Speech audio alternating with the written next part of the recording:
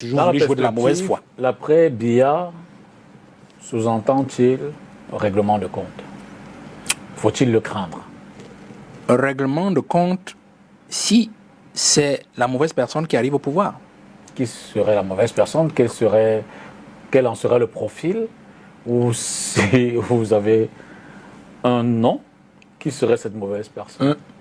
La mauvaise personne, ce serait la personne qui viendrait du sein du pouvoir. C'est-à-dire que le président, comme j'aime toujours l'habitude de le dire, le pouvoir va se donner au Cameroun. Le pouvoir va se donner au Cameroun, M. Dipita.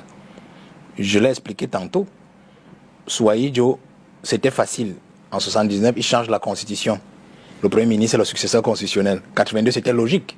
Tant que Biya était Premier ministre, quelque chose arrivait à Joe, on savait que c'était lui. C'est un peu plus corsé cette fois-ci. On dit que c'est au président du Sénat. Mais le pouvoir va se donner comment? Au président du Sénat? Non, dans notre logique actuelle.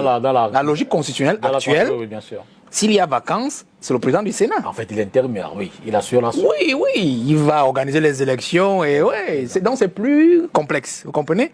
Mais je dis toujours que le pouvoir va se donner. Sauf si quelque chose lui arrive avant 2025.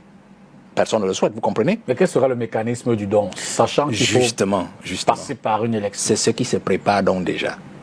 C'est-à-dire que retirer le parti à Cabral Libye, par exemple, puisqu'il est le plus avancé et le plus costaud politiquement. Il a un appareil vraiment rodé. Ça, c'est selon vous. Non, il a un appareil rodé. Il faut pas... Non, on ne peut pas être de mauvaise foi. Il a rodé le PCRN.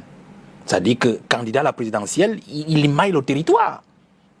Dites-moi un seul parti d'opposition qui a l'étendue du PCRN sous Cabral Libye. Non, soyons honnêtes. Vous comprenez? Pas le MRC. Non.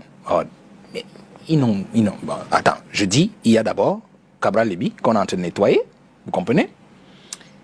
Et il y a aussi le MRC, parce que c'est un parti populaire, même si il n'a pas d'élus, vous comprenez, mais il est populaire. C'est-à-dire que le combat qu'il a mené depuis 2018 est tel qu'il est connu de partout. Il suffira certainement qu'il sorte un candidat du chapeau, qu'il puisse faire quelque chose, vous comprenez? Donc on est en train de voir comment la logique de renvoyer les élections de 2025, les législatives municipales 2025 à 2026 suffira pour casser la dynamique du MRC. Si on reste sur ces deux points, vous comprenez que le président veut débarrasser la scène de tout candidat valable qui peut déranger sa réélection. Vous comprenez? Parce que vous avez posé une question, pourquoi le pouvoir va se donner. Tant qu'il est donc à la tête de son parti, aucun des apparatchiks ne peut bouger le petit doigt pour poser sa candidature.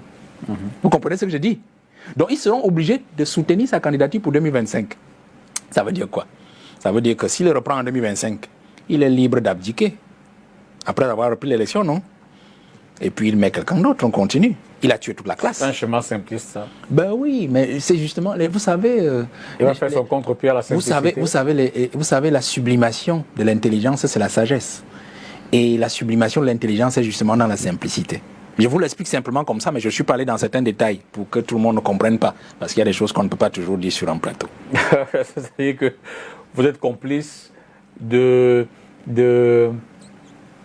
secret de Paul Biya? Non, je connais la machine et mon travail a toujours été depuis plus d'une dizaine d'années d'analyser l'homme. Je ne suis pas arrivé en politique au hasard, M. Tongo. Je dis toujours que vous voulez le pouvoir. C'est ce que je dis à mes pairs dans l'opposition. Le plus important n'est plus le RDPC. Tout le monde connaît comment le RDPC fonctionne. Suivez Biya. Si vous le lisez, non pas dans ce qu'il dit, parce que Biya ne dit jamais, il ne fait jamais ce qu'il dit.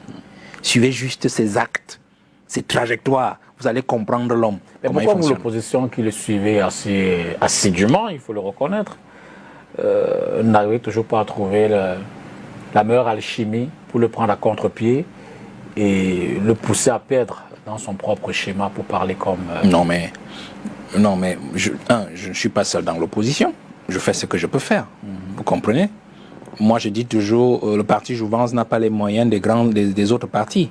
Nous faisons avec ce que nous faisons. Et moi, j'ai dit, je ne vais pas amener les jeunes dans une affaire où je vais aller m'attacher les mains parce qu'on va me donner beaucoup d'argent quelque part et je vais commencer à tenir un discours qui n'a rien à voir avec notre combat. Vous comprenez? Donc, les jeunes